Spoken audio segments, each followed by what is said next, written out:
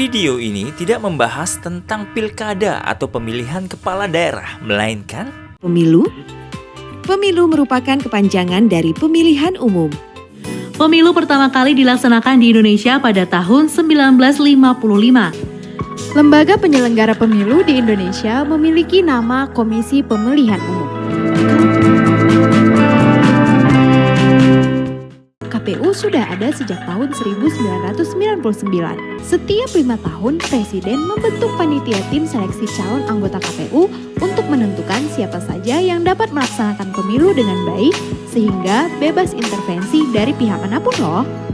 hal ini sesuai dengan undang-undang yang terdapat 11 prinsip penyelenggara pemilu, yaitu mandiri, jujur, adil, berkepastian hukum, tertib, terbuka, proporsional, profesional, akuntabel, efektif, dan efisien.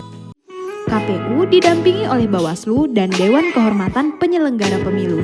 Badan pengawas pemilu seperti namanya bertugas mengawasi seluruh langkah yang lagi dikerjakan sama KPU. Bawaslu juga bertugas menerima laporan kalau ada kejanggalan atau pelanggaran dalam pemilu. Kamu bisa melapor Di sigaplapor.bawaslu.go.id. Juga ada Dewan Kehormatan Penyelenggara Pemilu. DKPP tugasnya memberikan sanksi kalau terbukti ditemukan pelanggaran dalam penyelenggaraan pemilu. Tujuan pemilu. Pemilu adalah proses memilih orang untuk mengisi jabatan-jabatan politik tertentu, sekaligus proses menghasilkan pemimpin yang visioner dan negarawan. Pemilu menjadi penting karena pemilu merupakan instrumen penentu arah kebijakan publik satu negara. Dan untuk memberikan pendidikan politik bagi warga negara agar tahu hak dan kewajiban. Pemilu di tahun 2004 menjadi era baru pemilu di Indonesia. Masyarakat memilih langsung calon wakil rakyat, presiden, dan wakil presidennya. Jadi calon wakil rakyat, presiden, dan wakil akan mendaftar dan diusung oleh partai politik yang memenuhi syarat dan mendaftar ke Komisi Pemilihan Umum yang akan memverifikasi pendaftaran tersebut sesuai undang-undang dan peraturan yang berlaku. Nantinya menjadi pilihan bagi warga negara Indonesia yang memenuhi syarat untuk menggunakan hak pilihnya yang diselenggarakan oleh Badan Ad Hoc Pemilu.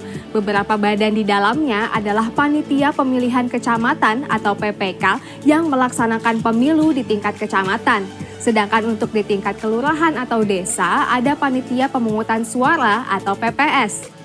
Selain kedua badan tersebut, ada juga kelompok penyelenggara pemungutan suara atau KPPS yang bertugas di tempat pemungutan suara. Dan yang terakhir adalah petugas pemutakhiran data pemilih atau Pantarlih yang melakukan pendaftaran dan pemutakhiran data pemilih saat tahapan pemilu. dengan kerjasama seluruh elemen bangsa Indonesia. Ayo tentukan pemimpinmu